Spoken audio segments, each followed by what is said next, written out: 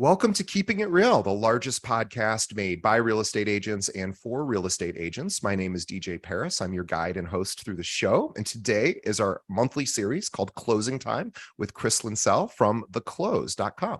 This is a partnership between Keeping It Real and The Close. And let me tell you more about The Close if you're not familiar. Theclose.com is the kind of real estate website designed to give agents, teams, and brokerages actionable strategic insight from industry professionals. They cover real estate marketing, lead generation, technology, and team building strategies from the perspective of working agents and brokers who want to take their business to the next level. Now, please visit theclose.com to check out their articles. I also recommend subscribing to their newsletter so you get notified every time they come out with a new article. And their articles are incredibly deep and detailed. And for example, if you were looking into some ideas of how to conduct a better open house, they are not just some of those articles you might find by searching and you see these lists of a few different ideas that you already know. These are deep dive articles. So definitely check out theclose.com. With us as always is Chris Linsell. He is a staff writer and the real estate coach for The Close. Now, Chris is The Close's resident expert on real estate topics ranging from marketing, lead gen, transactional best practices, and everything in between. He's a licensed agent. Chris is a licensed agent in the state of Michigan, and he's been part of hundreds of transactions from modest rural starter homes to massive waterside compounds. And when he isn't writing, you'll find Chris fly fishing or performing on the stage of his local community theater.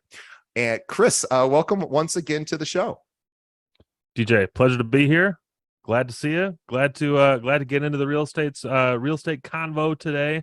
Man, there's a lot going on right now in the real estate space, so excited to chat.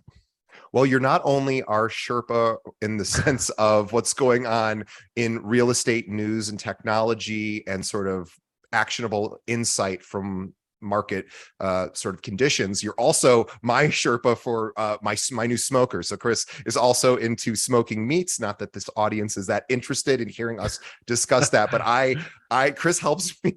I just smoked my first brisket, and Chris was helpful during that and helpful everywhere. So he has a lot of knowledge, and we're excited to have you again. So whatever I can do to fill your brain or fill your belly, man. You just let me know how I can help. I love it. Well, you guys just recently, or you in particular, just released an article a couple days ago on shocking real estate statistics that agents and everyone needs to know about. So I'm excited to go through some of the stat. And by the way, you wrote, this is how detailed Chris as a writer is, as well as The Close itself. There's 111 shocking real estate statistics. And imagine as an agent, if you just went through there and picked out 15 or 20 that you could just have at the ready whenever you're having conversations about real estate or the conditions of the market today. I would imagine that would be some nice expression, arrows in the quiver, right? Some more arrows. Absolutely. And I want to make sure I give credit where credit's due. It wasn't just me that worked on this. We have an amazing team over at The Close, including another one of our staff writers, Jody, and our marketing manager, Becky, that both played a major part in making sure that this article was exactly as valuable as it is. So major kudos to those folks and the whole Close team. But I will say, there are a couple of things that are worth calling out here just at the jump. That I think if you're listening to this and you're wondering, okay, I'll hear some real estate statistics because I think it's interesting, but how does this actually apply to making my business better? And I want to just start by telling you a whole bunch of the things in this article and that we'll talk about today will directly positively affect your efforts as a real estate agent, because a part of what you do and a part of how you position yourself to create the business that you want is by showing your community and your clients and your prospects that not only are you experienced in the spaces that you serve, but you're also knowledgeable about what's going on, and you can take that knowledge and apply it to benefit your clients. So as an example, just right off the jump, I was really interested to learn through the research of this article that there are currently, as of July of this year, there's 1.6 million members in the National Association of Realtors. This is an all-time high.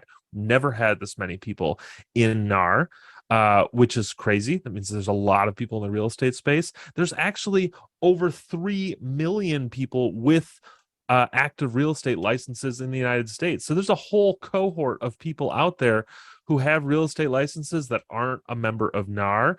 So when you are talking to your clients right now, you can start with some of this information and say it, and internally have this knowledge that you're not the only game in town. There's a lot of people out there who are competing for the real estate business. And when a client chooses you, that means that they have chosen you among other competition. So be knowledgeable of that, be thoughtful of the fact that they have choices. And you can kind of leverage that through your initial conversations with them. Yeah, I actually think that's a real positive because it reminds me of, I think it was M. Scott Peck who wrote this book, although I could be wrong, which is the road less traveled.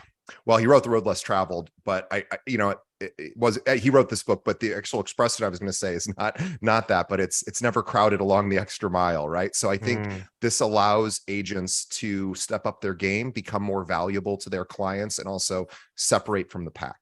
Yep, absolutely. So I want to throw out just a couple of numbers, DJ. Let's see if you can. We'll play a little rapid fire. And I will not be looking at the article. Okay, don't look. Okay. Here, this is a really a significant number here. 66%. What do you think 66% might apply to in the real estate space? I'm curious if it has to do with the amount of agents that have been in the industry for less than a couple of years. Oh, good guess, but no. As of 2022, start of 2022, a full 66, actually a little bit over 66, almost 67% of real estate professionals are women. Wow. We are living in a world and working in an industry driven by women. This is a place where the success of the market at large depends on women. Now, men certainly play a major role in this too. We're all in this together. But ladies, if you're listening to this, you are the driving force in our industry. And, we as an industry as a whole, those of us who talk about and work through the industry, we got to take this into account because the perspectives and the direction of women in our profession are the driving force of success. I'm starting to see a lot more female only or female led brokerages and teams in particular. I'm seeing a lot more of that than I did a decade ago when I got into this industry. And I think it is very fun and neat to see that. And I think that, I used to see a lot of teams that had both men and women, and a lot of teams do, but I do have there's a special place in my heart when I see a bunch of women collectively getting together, and they do sort of run this industry in a lot of ways, and I think that ultimately is a good thing for everyone. But I'm seeing like now is the time for these women who seem to be taking more leadership positions and running things, and be curious to see how that all plays out. I totally agree. Okay, another question. DJ, what would you guess the percentage of realtors active in the United States who have had their real estate license for 1 year or less? I'm talking brand new real estate agents. Right. What percentage of agents in the US have had their license for 1 year or less? 15% is my guess. Actually, that would be a great guess last year, but this year, 18%. 18% of agents out there have had their license for less than a year. And here's what agents and brokers need to know about this information. One, there is a reasonable chance, like almost 1 in 5, that the agent across the table from you, this may be their first transaction. Okay. So for those of you who are seasoned in the space, keep in mind, almost a 20% chance here that the person sitting across the table from you is brand new to this. So how do you need to adjust your communication? How do you need to adjust kind of the shared workload of getting transactions across the finish line? In the real estate space, our competitors are also our colleagues. So how are you going to keep that in mind? Another thing to think here is if you are a managing broker, or if you are you own a brokerage or an indie agency, or a franchise, you got to know you have more new agents in this space than historically you've ever had. And this means it's time to step up your professional development. You have to be really thoughtful and conscientious about your training.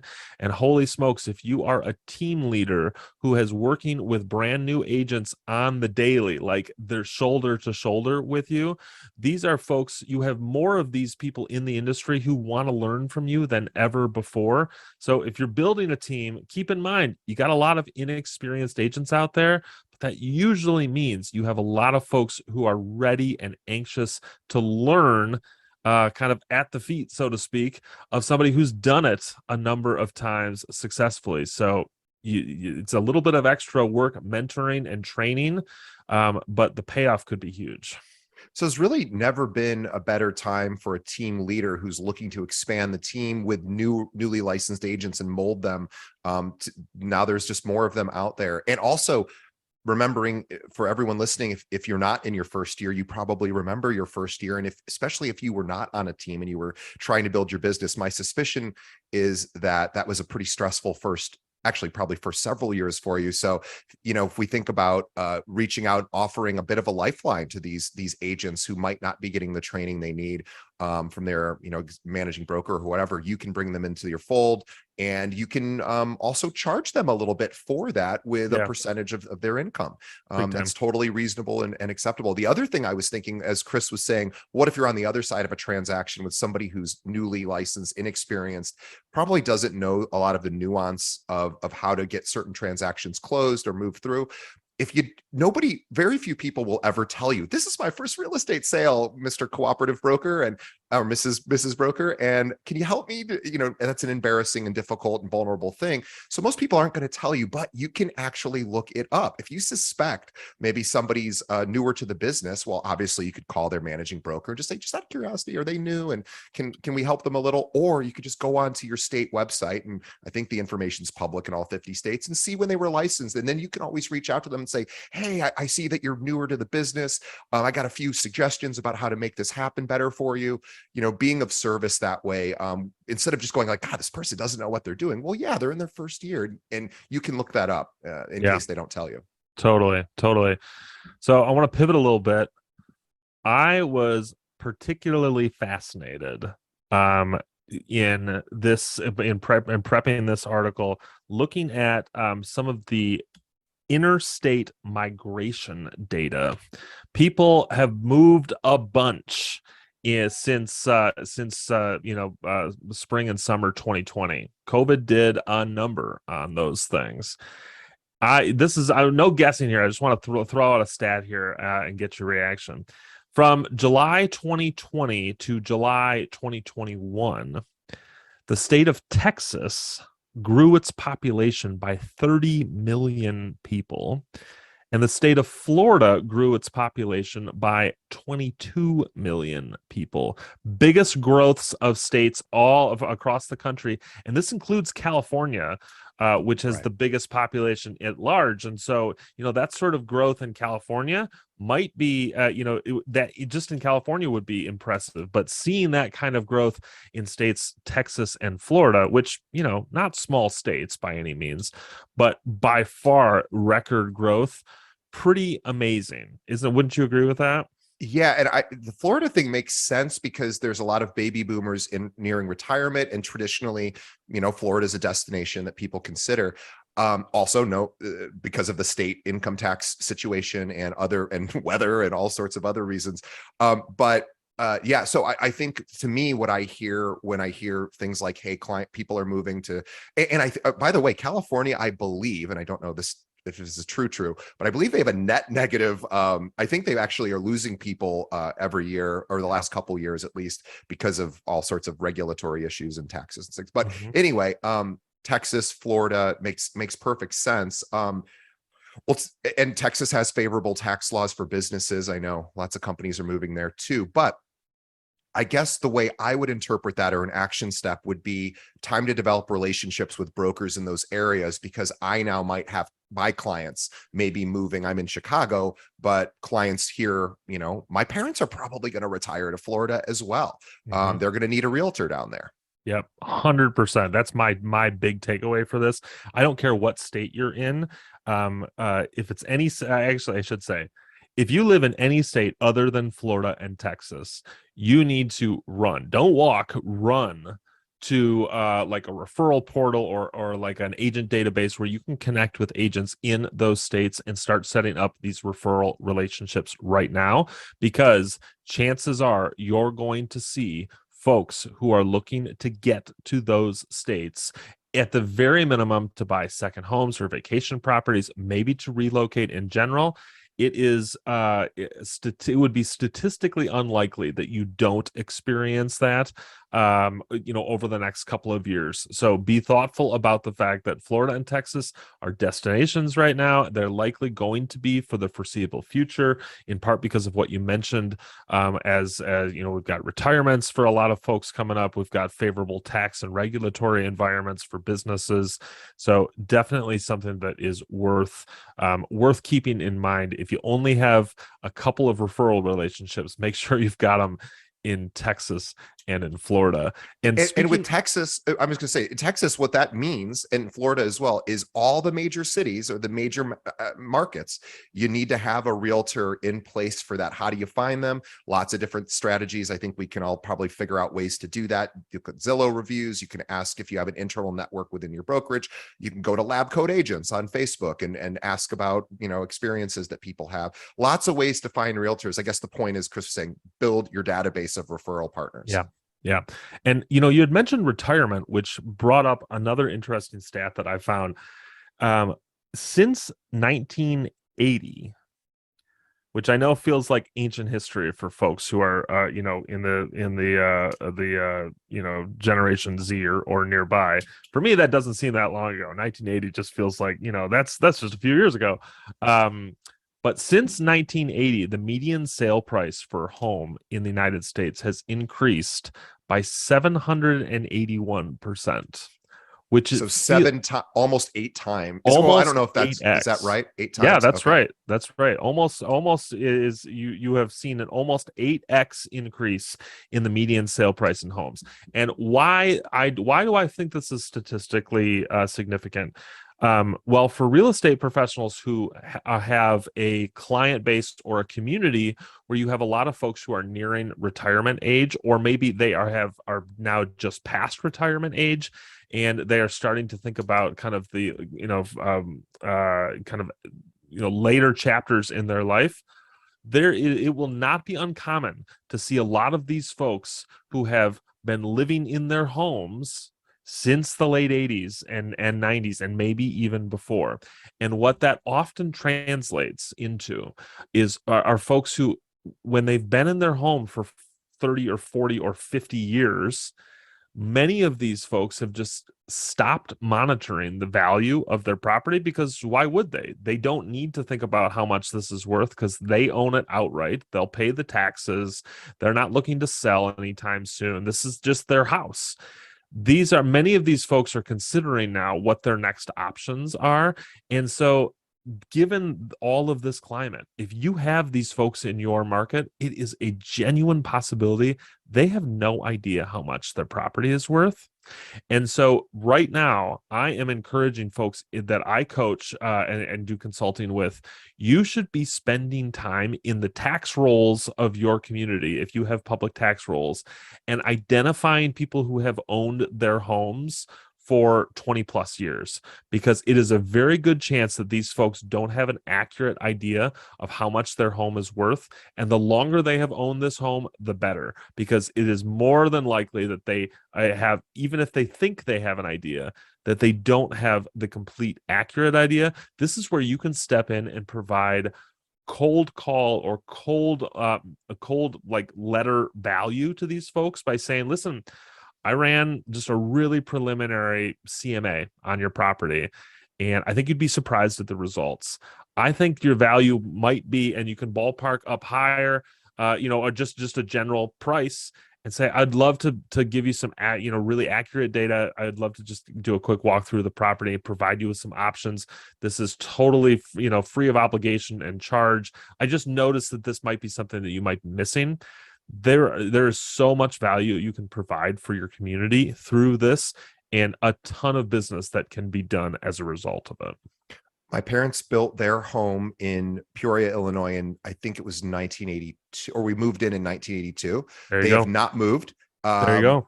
These are not, my parents are super tech, not, I mean, for their age, they're in their 70s, they're super tech savvy, but are they going on Zillow and looking up the value of their home? They're not. I assure you they aren't. And they, it's in the next year or two, are going to eventually get rid of that home. I am going to ask them how often they receive phone calls, emails, letters in the mail that say, hey, I want to do a value. I bet you the answer is maybe one a year, if that. It's an opportunity right now, especially if you have good strategies for that initial approach and that provision of value. And if you need help on those things, you can always visit theclose.com. We have a ton of resources for folks who are doing cold outreach on marketing, who are doing CMAs, who are providing that sort of value to their community. Lead with value. The business will come from that, and the close can help you get there. I wanted to call out, DJ, a couple of kind of I hesitate to call it post-pandemic because we're not quite post-pandemic, but kind of pre-COVID and kind of post-COVID hype shifts that have happened in the real estate space. I'm just going to kind of call these out popcorn style and I want to hear your thoughts just in general. Number one, the National Association of Realtors increased their membership by nearly 50,000 people between July 2021 and in July 2022. 50,000 people joined the NAR. Pending home sales in June of 2022 were down over 8.5% over May as a direct result of these escalating mortgage rates and housing price changes. Mortgage rates are changing the way that people are shopping for homes big time right now. Another important one to call out, with mortgage rates expected to likely stabilize close to 6%, home sales are likely going to see, if we predict out, if we have some stabilization, 2023 may be a year that we start to see home sales stabilize and the markets balance a little bit as those interest rates kind of equalize a little bit. And then the last one I wanted to call out here was just the overall projection in home prices. Despite all of the craziness in the market, we are still expected to see home prices grow in 2022 on net, but 2023, there's an expected decline in the average home price. Yeah. I think this speaks to I've always thought more of it might even be a philosophical style question that is worth exploring, which is a primary residence an asset? And there's different debates about how to define an asset and whether a primary residence fits that criteria or not. It certainly is an asset on the day you sell it. We understand that, but I think this could be an opportunity for agents to have a deeper understanding of what an asset is and how important home values are to somebody's overall net worth. And I think having that information and being able to have a deeper conversation with somebody about the importance of home pricing today, where it's going to be in 20 years, how it affects somebody's overall net worth, I think is really important, because I think people overestimate, so when I say people, the average buyer and seller probably overestimate the importance of where home prices go, because it's important when you're buying something and when you're selling something, and then there's all this time in between. And do we want to look at a primary home as an investment, or do we want to look at it or as an asset, or do we want to look at it as just, hey, we got to live somewhere? And so there are different thoughts about this, and I encourage agents to have a perspective on this, have a point of view, and be able to understand the different perspectives and be able to share that with somebody, because I think re-education or educating somebody becomes really important, because you have to remember, buyers and sellers are going on Zillow, they're looking at their Zestimate, they're curious, right? And the question is, yes, that number, whether it's accurate or not, that's also debatable, but people look at it and they assign significance to it. Your job as the agent is to help them understand, is this a significant number to you, Mr. or Mrs. Buyer and seller? How does this fit in with your overall life plan? How, and and ultimately what you might find is it's not as important as we all in the industry think it is, because we deal in home prices and we're always, negotiating. I don't know how important it is whether the home prices increase or decrease a little bit over time. I mean, I guess if you're making a big giant bet on that something is going to appreciate, then yes, it is significant. If you're just, hey, this is my family home for the next 20 years, understand, having your clients understand what this asset actually does along the way and what it does at the end, I think is a really important understanding for a realtor to have. Yeah, I totally agree. And in fact, I coach people on a regular basis to say the only reason I want you to know what the kind of market sentiment and the direction of home prices is, it has almost nothing to do with the dollar values of the homes, and almost exclusively has to do with you being connected to the sentiment of the buyers and sellers for which you are serving, because those folks get emotionally affected by those numbers. You should only be objectively affected by those numbers. Those numbers should only change kind of how you process strategy for what's the percentage that we should offer over or under the asking price, and how many days on market what's the ratio of days on market versus list to sale ratios and all that stuff. Those are just objective measures for you, but for your clients, those are subjective measures. So you want to make sure that you are in tune with those market directions, in part or almost exclusively because your clients are emotionally internalizing those, and you can't be of objective value to those folks without taking that into account. Great point. Speaking of kind of internalization and kind of experience, and I know we're running up on time here, but I wanted to just call out a couple of interesting marketing statistics that we uncovered as a part of this article that I think a lot of folks would be surprised by. The first is in 2021, The Close did a survey of our readers, and we found from our readership that more than 30% of agents who we surveyed reported closing at least one transaction as a direct result of their activity on social media. Almost one in three agents said, I got a sale because I posted on social media.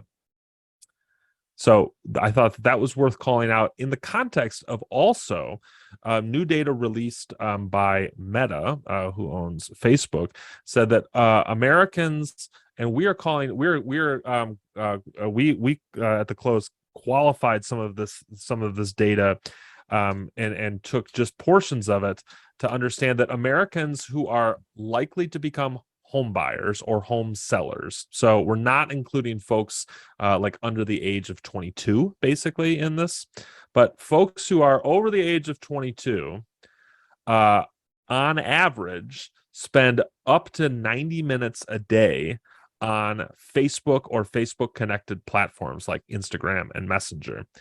These are your people, and they spend over an hour and a half a day on these platforms.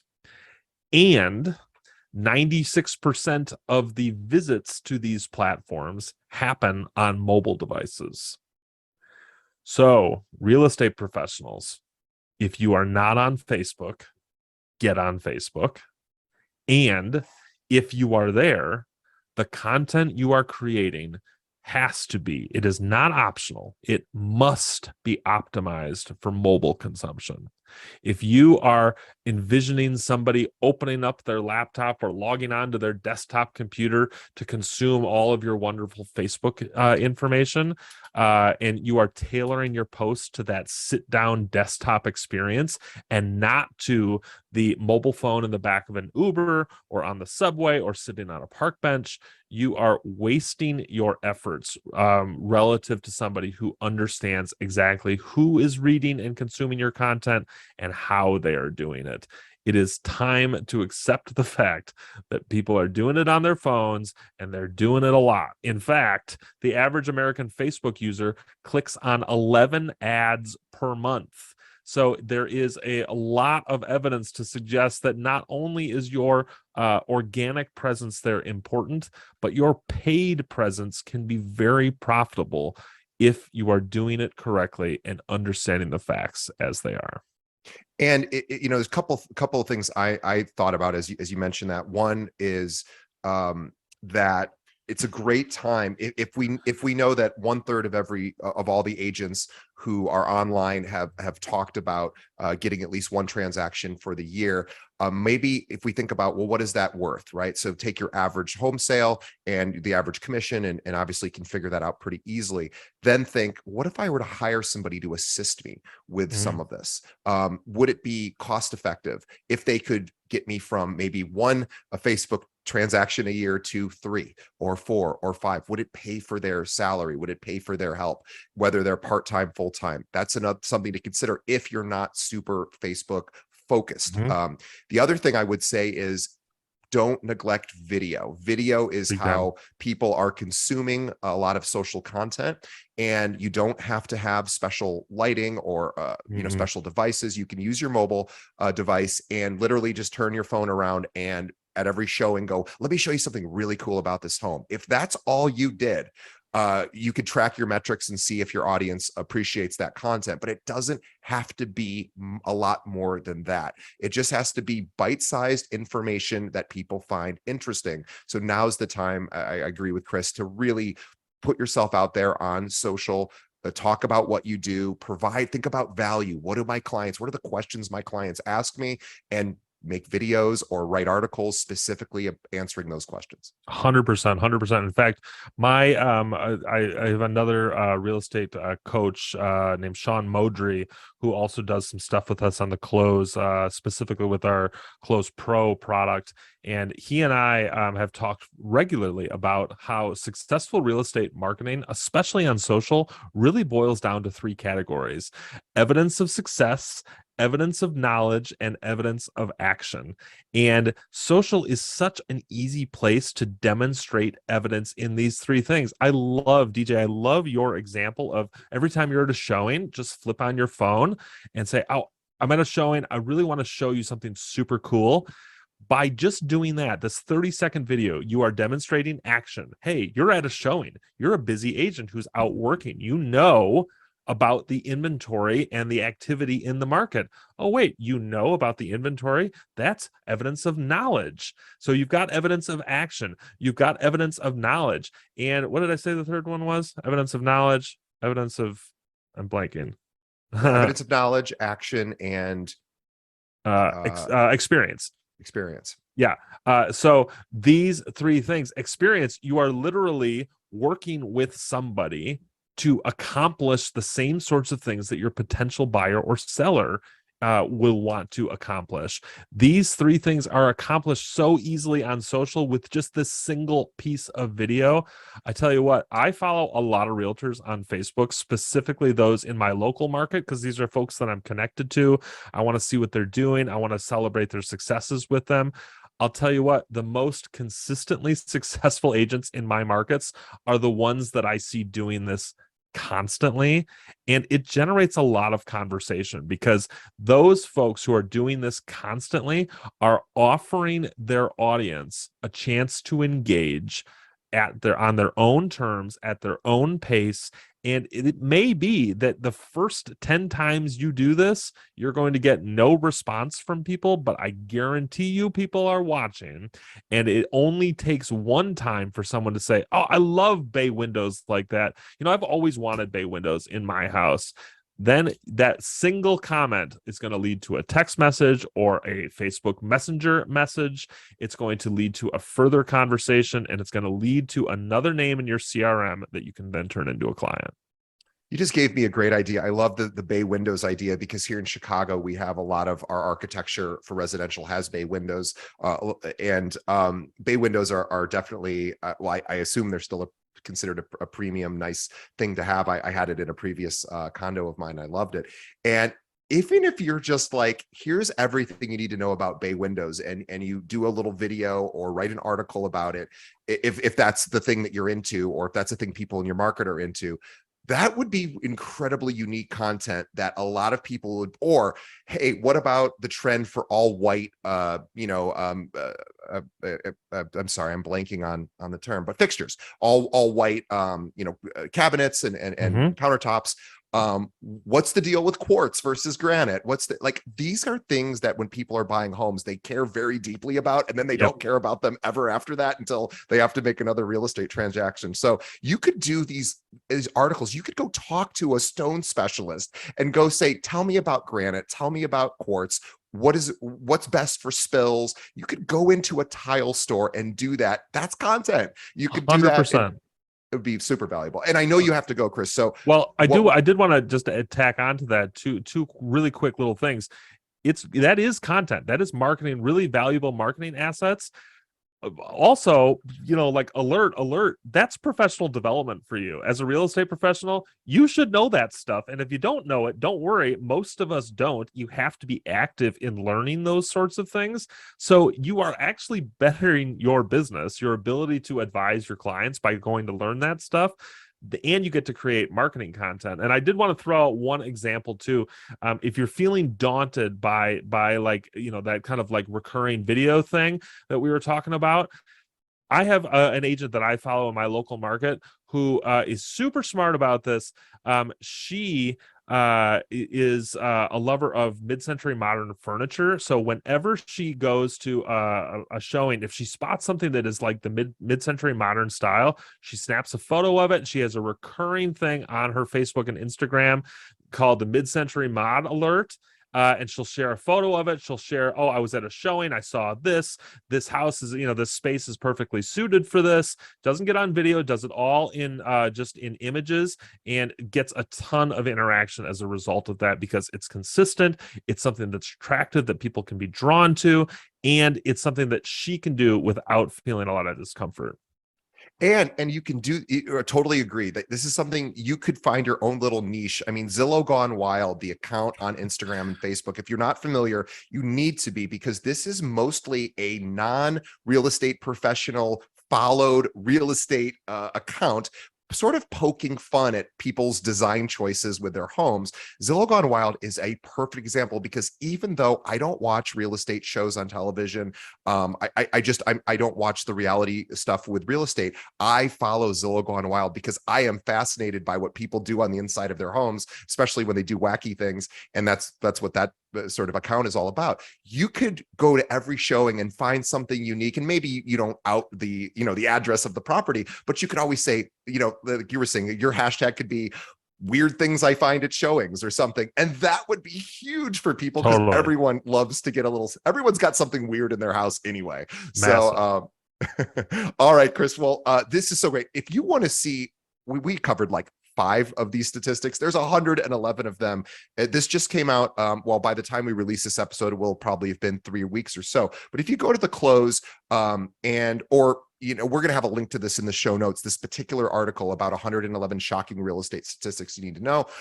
But this is good stuff, guys. You can use this to reach out to clients, right? And deepen your connection on social, all sorts of great ideas, build your team. So go visit theclose.com. They also have a premium membership called The Close Pro, where most of their content is 100% free. You don't have to subscribe. But if you want to take it to the next level, they have premium content as well. It's like $1 a day. It's totally worth it. The Close Pro. When you go to theclose.com, look at The Close Pro, try it for a month, see if you like it. I promise you will.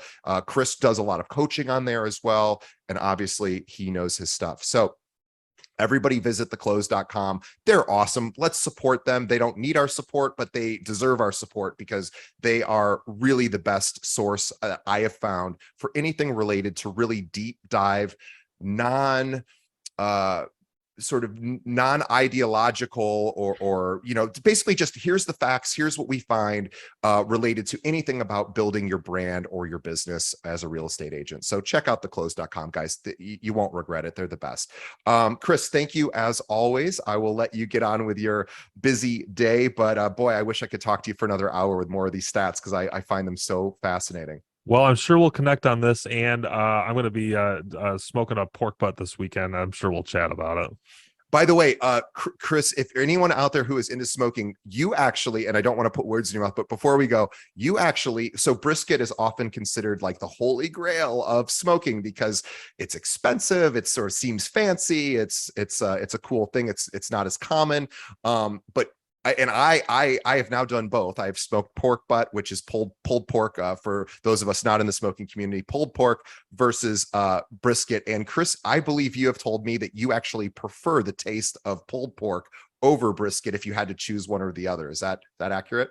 Well, I mean, I don't want to offend anybody in the religious smoker community or anything here, but pork has a lot going for it when you're smoking a chunk of meat that size. Takes a long time. You got a lot of good flavor in there. It lasts forever. Pulled pork will last you forever in the fridge or the freezer, and you can put it on so many things. It can be on sliders, it can be on nachos, it's so versatile.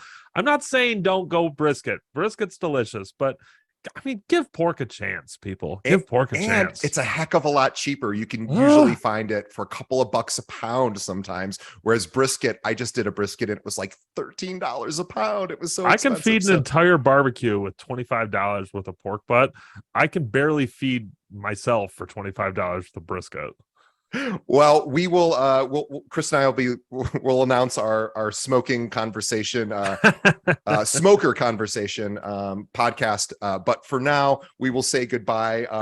Maybe we'll start giving some grilling and barbecue tips. Yeah, write in with questions about barbecue and grilling. Frankly, I'm being totally serious here. If there is one question from somebody about how to prepare meat on a smoker, I will answer it for you on the next podcast that I'm here with DJ. I'm just calling it out. Right, DJ, find a way to get this question to him, and I will answer your question. And by the way, a grill or a smoker is a fantastic closing gift. It doesn't have to be thousands of dollars. This is a great, I mean, assuming you understand what the family wants and needs, that is a heck of a good gift. So keep that in mind too. All right, Chris, we will chat with you next month. Always a pleasure. Chris Linsell. By the way, Chris speaks all over the country. Yeah. He is constantly in demand. You have any upcoming speaking appearances? Yeah, if you guys are, this one's by the time this episode drops, it'll be perfect time for conference planning. If you're in the state of California, I'll be at the CAR Reimagine event in Long Beach, middle of October. If you are in the National Association of Realtors and coming to the NAR conference, I'll be speaking at the NAR conference in Orlando in November. And if you are in New York, New Jersey, or Pennsylvania and coming to the Triple Play conference in December in Atlantic City, I'll be presenting. I actually have 4 different stage presentations in Atlantic City. So you can literally have an entire day with me if you feel like it. Well, that sounds like a dream for, I'm sure, a lot of our audience. I mean that seriously. I love hanging out with you. All right. Yeah. We will call it a day. Thanks everyone for being a listener and participant with our show. We consider our audience our family, even though we don't get to speak with you directly. Hopefully we're speaking to you, and we want your feedback, as Chris said. So let us know what you want more on the show, and also send us your questions about grills, smoking, barbecue, anything. We will answer it next time. Yeah. Chris, on behalf of everyone, we thank you for being a part of our show for as many years as you have been. Chris is a wonderful guy and obviously a real asset to our show. And also on behalf of Chris and myself, every single one of you that listens, this is the reason we do it. It's because of you, the person I'm talking to right now in your ears. You are the reason we do this. So we need your help. Tell us what you want more of, what you want less of, and also tell a friend about the show. The more people who know about us brings in more opportunities for us to give you better content. So just tell a friend. That's all we ask. Okay, Chris, thanks for being on the show. We'll see you again next week or next month. Yeah, sounds good. Thanks, Chris.